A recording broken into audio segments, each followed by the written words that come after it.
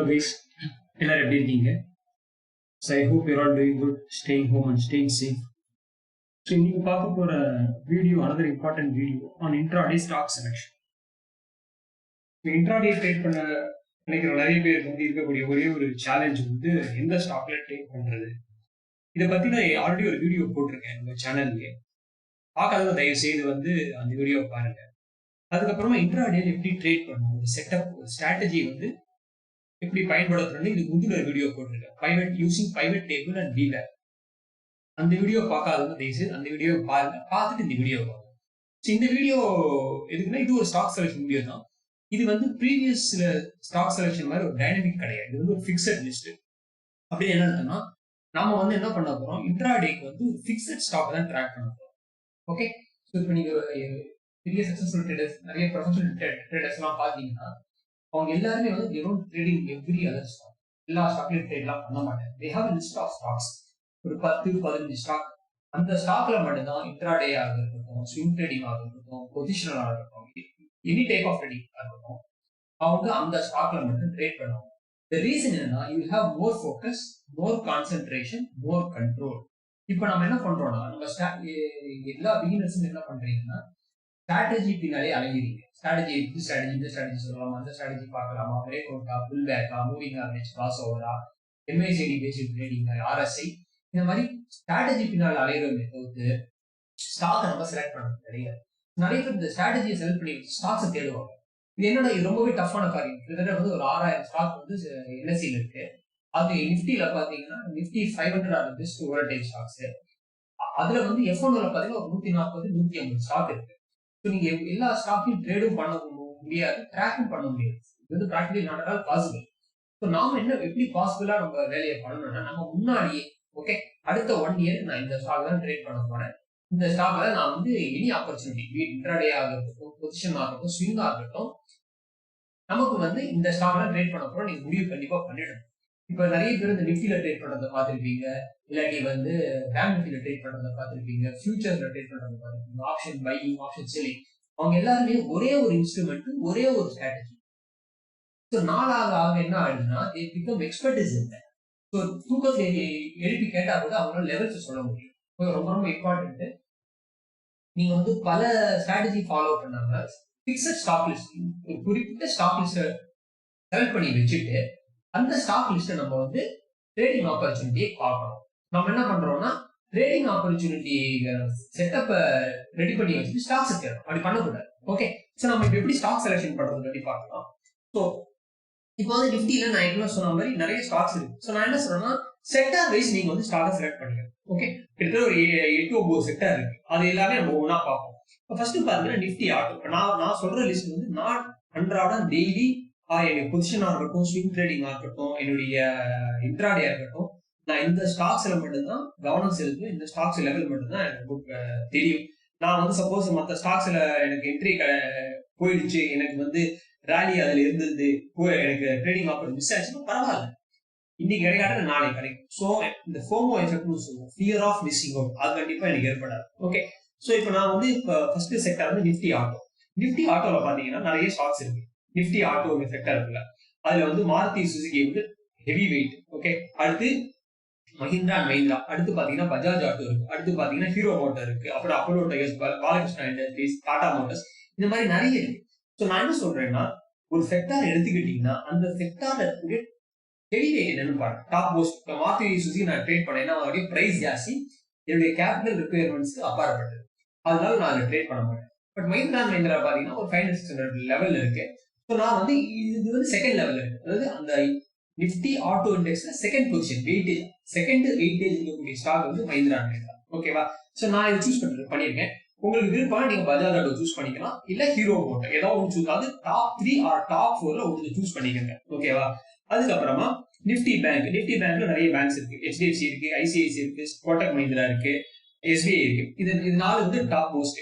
இதுல நான் வந்து HDFC சூஸ் பண்ணியிருக்கிறேன். இந்த மாதிரி எனர்ஜில கண்டிப்பா ரிலையன்ஸ் வந்து எதுவுமே கிடையாது. அப்புறம் ஐடில பாத்தீங்கன்னா இன்ஃபோசிஸ் ஆர் TCS ஏதாவது ஒன்று சூஸ் பண்ணிக்கோங்க. அப்புறம் நிஃப்டி மெட்டல டாடா ஸ்டீல் இல்ல JSW ஸ்டீல், நான் டாடா ஸ்டீல் சூஸ் பண்றேன். அதுக்கப்புறமா நிஃப்டி மீடியால சன் டிவி ஆர் ஜி. அதுக்கப்புறம் FMCல பார்த்தா இந்துஸ்தான் யூனிலிவர்.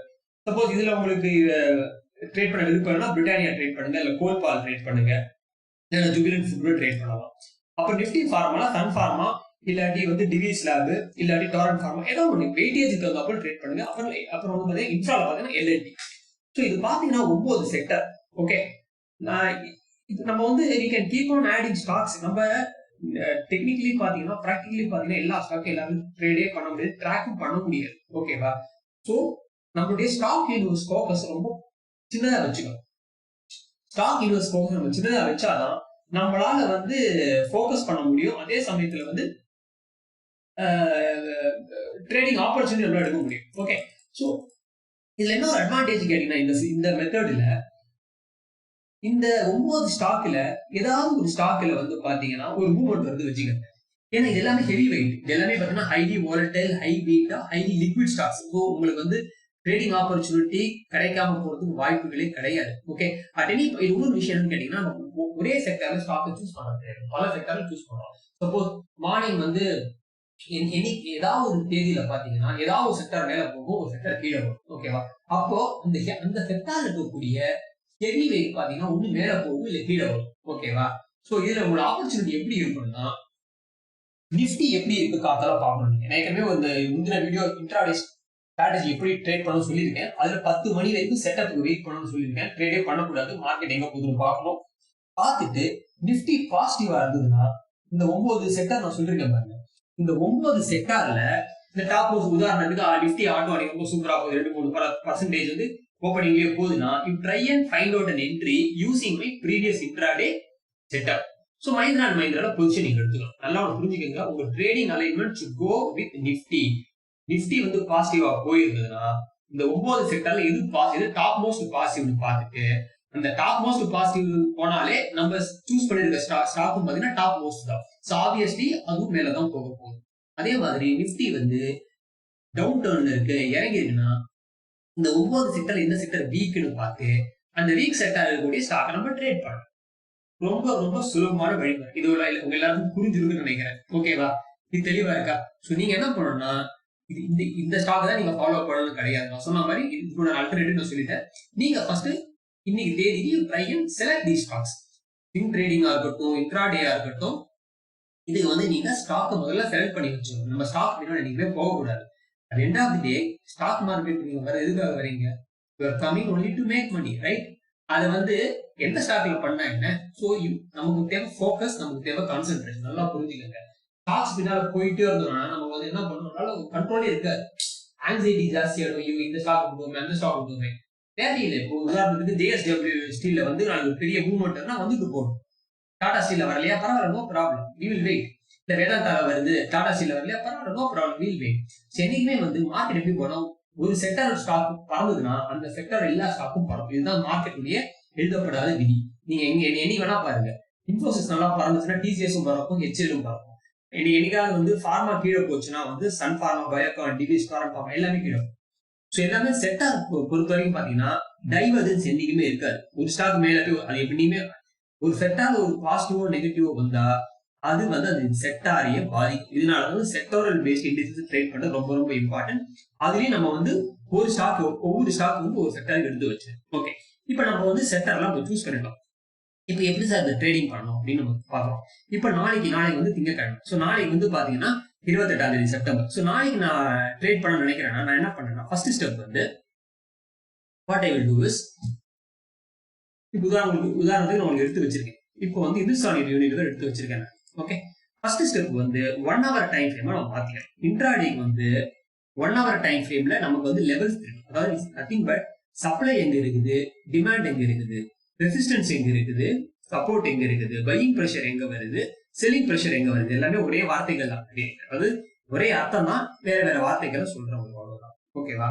சோ நமக்கு அது தெரிஞ்சுக்கணும் இல்லையா? நம்ம வந்து ஏதோ ஒரு இடத்துல போய் ட்ரேட் எல்லாம் பண்ணக்கூடாது. ஓகே, சோ இந்த ப்ளூ லைன் எல்லாமே பாத்தீங்கன்னா ஒரு நேக்கடியில ஜஸ்ட் வந்து ஒரு பேர்ட்ஸ் ஐ வியூல பாத்தீங்கன்னா ஈஸியா தெரிஞ்சுக்கும். இதெல்லாம் வந்து ஒவ்வொரு லெவல். இப்போ இந்த இடம் வந்து சப்போர்ட், இந்த இடம் ரெசிஸ்டன்ஸ், இந்த இடம் சப்போர்ட், இந்த மாதிரி போயிட்டே இருக்கு. இப்போ 28 நாளைக்கு பாத்தீங்கன்னா 28ஆம் தேதி. சோ இப்ப நாளைக்கு மார்க்கெட் ஓபன் பண்ணதுக்கு அப்புறம் ஒன்ஸ் நீங்க வரைஞ்சிடணும், இந்த லைன் எல்லாம் டிரா பண்ணிட்டு வச்சுக்கணும். நம்ம என்ன பண்ணணும், இன்ட்ராடே ட்ரேடிங்கை பொறுத்த வரைக்கும் மார்க்கெட் ஓபன் ஆயிட்டு நீங்க உள்ள போயிட்டு எக்ஸிக்யூட் தான் பண்ண போறீங்க. You just going to execute certain things. You are not going to plan. நீங்க ட்ரேட் எல்லாம் முன்னாடியே பிளான் பண்ணி வச்சுடணும். நல்லா புரிஞ்சுக்கங்க. எங்க நம்ம என்ட்ரி எடுக்க போறோம், எங்க நம்ம எக்ஸிட் எடுக்க போறோம், ஸ்டாப் லாஸ் என்ன, இது எல்லாமே வந்து முன்கூட்டியே நம்ம தெரிஞ்சு வச்சிடணும். நாம வந்து we are only going to execute on the day of trade. நல்லா புரிஞ்சுக்கங்க. ட்ரேடிங் டே நீ போய் பிளானிங் எல்லாம் பண்ணக்கூடாது. ஓகேவா? அதனாலதான் முன்கூட்டியே 9 ஸ்டாக் வந்து நம்ம தேர்வு பண்ணி வச்சுக்கிட்டோம். ஓகேவா? உதாரணத்துக்கு நாளைக்கு மார்க்கெட் பாசிட்டிவா இருக்கு வச்சுக்கோங்க. ஓகே, உதாரணத்துக்கு பாசிட்டிவா இருக்கு. ஸோ இந்த லைன்ல நான் வந்து 1 hour டைம் ஃப்ரேம்ல மார்க் பண்ணி வச்சுட்டு என்ன பண்றேன், காலத்துல ஒரு 8:30 மணிக்கு மார்க்கெட் ஓபன் முன்னாடி இந்த சார்ட்டையும் நான் ஓபன் பண்றேன். பண்ணிட்டு இது என்னுடைய favourite intraday setup. Intraday trading எப்படி பண்ணணும் நான் சொல்லியிருக்கேன். முந்தின வீடியோ பாருங்க. அதுல VWAP பத்தியும் சொல்லியிருக்கேன். பிவோட்ஸ் ஃபிபனாச்சி லெவலை பத்தி நான் உங்களுக்கு சொல்லியிருக்கேன். இப்போ சோ நாளைக்கு வந்து 28 நான் என்ன பண்ணுவேன்னா, இது வந்து என்னுடைய ஜோன். இந்த 2 ஜோன்ல ஏதோ ஒரு ஜோன்ல வந்து மார்க்கெட் ஷுட் ரிவர்ஸ். இப்போ உதாரணத்துக்கு நாளைக்கு வந்து market 3 types of market open ஆகும். ஒன்னு வந்து பிளாட்டா ஓபன் ஆகும், அதாவது இந்த ரேஞ்சுக்குள்ள ஓபன் ஆகலாம். இல்ல ப்ரீவியஸ் டே ரேஞ்சுக்கு கீழே கேப் டவுன் ஓபன் ஆகலாம். இல்லாட்டி ப்ரீவியஸ் டேக்கு மேல கேப் அப் ஓபன் ஆகும். 3 பாசிபிலிட்டி. இதை தவிர்த்து வேற பாசிபிலிட்டியே கிடையாது. வேற ஏதாவது பாசிபிலிட்டி இருக்கா? இல்ல இல்லைங்களா? இதான் 3 பாசிபிலிட்டி. சோ உதாரணத்துக்கு நாளைக்கு 28ஆம் தேதி சப்போஸ் கேப் டவுன் ஓபன் ஆகுது வச்சுக்கோங்க. சோ நான் என்ன பண்றேன், இந்த லெவலுக்கு கீழே ஓபன் ஆகுதுன்னா நான் என்ன பண்ணுவேன்னா, இது வந்து ஒரு சப்போர்ட்டா இருக்குன்னு எதிர்பார்ப்பேன். சோ மேல இருந்து கீழே ஆடி இந்த லெவலுக்கு மேல தான் ட்ரேட் ஆயிட்டு இருக்கு. கேப் டவுன் ஆயிடுச்சுன்னா மார்க்கெட் இந்த சப்போர்ட்டை டச் பண்ணுதா, சப்போர்ட் லெவல்ல எப்படி ரியாக்ட் பண்ணுதுன்னு பார்ப்பேன். நான் வந்து ஒரு நேக்கட் ட்ரேடர், அதாவது வெர்ஜின் பிரைஸ் ஆக்ஷன் சொல்லக்கூடிய, அதாவது எந்த ஒரு இண்டிகேட்டர் நான் போட மாட்டேன். இது வந்து என்னுடைய லெவல்ஸை கன்ஃபார்ம் பண்ணதான் நான் போட்டிருக்கேன். ஓகேவா? நான் வந்து பைவட் ஃபிபனாச்சி கூட நான் வந்து ஹைட் பண்ணிடுவேன். VWAP மட்டும் பார்த்தோம். ஒன்ஸ் மார்க்கெட் VWAP மேலேயோ கீழே போயிடுச்சுன்னா நான் VWAP கூட ஹைட் பண்ணுவேன். ஏன்னா என்ன பொறுத்த வரைக்கும் சார்ட்ஸ் ரொம்ப கிளீனா இருக்கும். லெவல்ஸ் தான் மார்க்கெட் வந்து it only determines and gets traded only on levels தான். இப்போ நான் வந்து இந்த லெவல்ஸ் எல்லாம் போட்டிருக்கேன். ஸோ நாளைக்கு 9:15 அப்புறம் இந்த லெவல்ல சப்போஸ் கேப் டவுன் ஆக இருந்ததுன்னா இந்த லெவல் எப்படி ட்ரேட் ஆகுதுன்னு பார்ப்பேன்.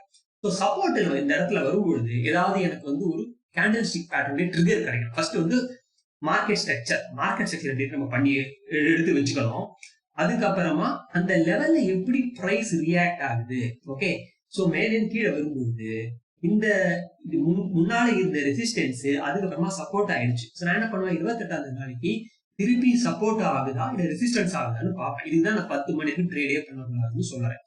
ஸோ இந்த இடத்துல வரும்பொழுது மார்க்கெட் சப்போஸ் கீழே வந்து ஓகே, இதே இடத்துல ஒரு புல்லிஷ் ஹேமர், ஒரு புல்லிஷ் பின்பார், இல்லாட்டி இந்த மாதிரி ஒரு புல்லிஷ் என்கல்ஃபிங் கேண்டில், இந்த மாதிரி ஏதாவது ஒரு பேட்டர்ன் வந்ததுன்னா நான் அந்த கேண்டிலுக்கு லோ ஸ்டாப் லாஸ் வச்சிருக்கேன். முதல் ட்ரேடிங் நீங்க பண்ணணும்னா உங்களுக்கு முதல்ல தெரியக்கூடிய விஷயம் where you are going to keep your stop loss. நான் வந்து எவ்வளவு பணத்தை இந்த ட்ரேட்ல நினைக்கிறேன், இழக்க முடியும், அதுதான் முதல்ல உங்களுக்கு தெரியும். அதாவது ஒரு ட்ரேட் என்டர் ஆகுது. Trading is a process of probability. நல்லா புரிஞ்சு, we are not forecasting anything.